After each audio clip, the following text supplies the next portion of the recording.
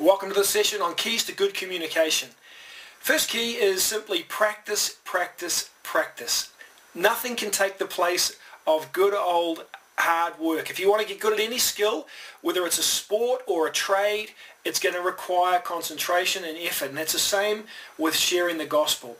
The more you practice, the more comfortable and confident you're going to be when you're out sharing with someone, and the more you can actually focus on them and not on the presentation.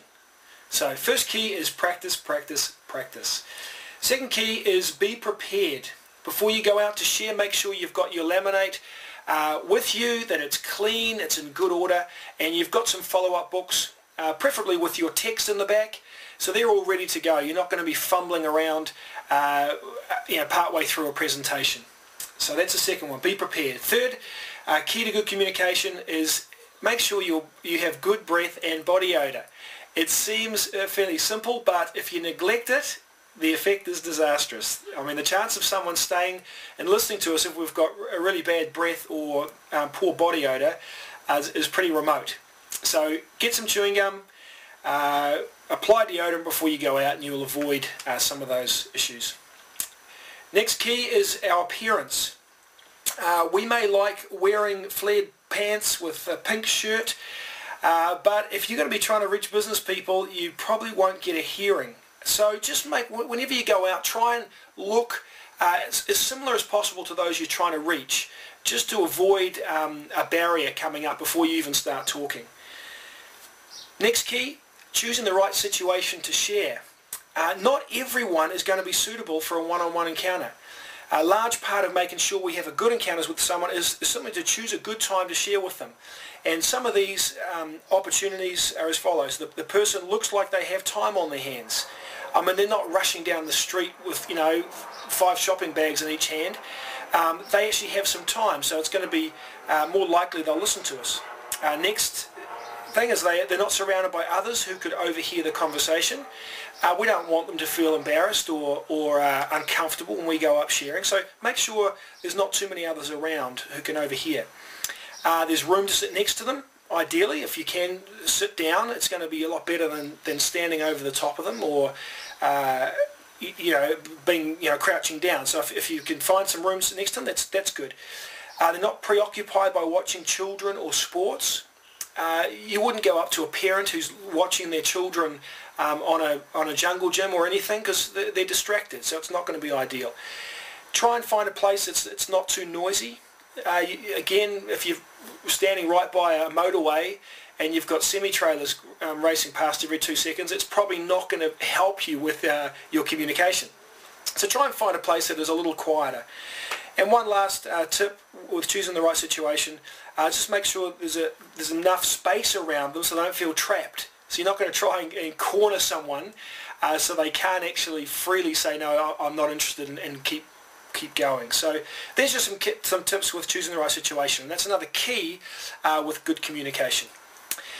Next one is body language. Basic etiquette is important when we share the gospel. I mean, respecting a person's space, we just touched on that, but respecting a person's space is another way of helping them feel at ease. So when approaching a person, it's important to give them time to see you coming. Try and get eye contact early and start with a greeting from a distance. So you don't just kind of turn around and surprise them right in their face. You give them some time just to acknowledge you and kind of feel at ease. Once the initial contact's made, you can position yourself closer so they can see the booklet, etc. But body language is a key thing. Another key is tone of voice. Our tone of voice plays an important role in making the person feel comfortable. By being gentle, relaxed, we can help put them at ease. If our speech is as natural as possible, we increase the chance of the person connecting with us and staying to listen. Next point, at the angle of the booklet. This is again an important one, which can be overlooked at times. When we're trying to share the booklet with someone, we must remember that the booklet is primarily for the benefit of those who we're sharing the gospel with, not for us. So we need to make sure that they can see it clearly, and obviously the angle of the booklet is going to help do that. Next key to good communication is intensity level. By trying to connect with a person's emotional level, we will better be able to communicate to them.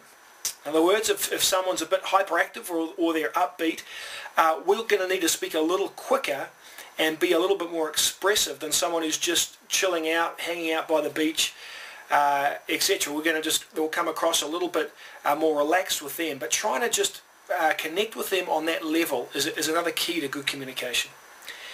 Next key is the speed of delivery of our message. Ideally, we want to be able to work through the gospel message in a way that flows without a whole lot of stops and starts, and this can only happen through practice. But once a person senses that the presentation is moving along and it's not going to take all day, they're going to be much more relaxed and ready to listen. In other words, help with our communication. So next, final one is eye contact. Now, eye contact is important when you first approach a person and also when you say goodbye, but should be kept at a minimum during the gospel presentation. And the reason is this: by keeping your eyes on the booklet and only making eye contact occasionally with the person you're speaking to, you're going to minimize the intensity, increase the chance of the person concentrating on the presentation and hearing the message. If you keep having too much eye contact, they're getting distracted, their head's bobbing up and down, and they're not really focusing on the presentation. So there you have it. There's just some of the keys to good communication.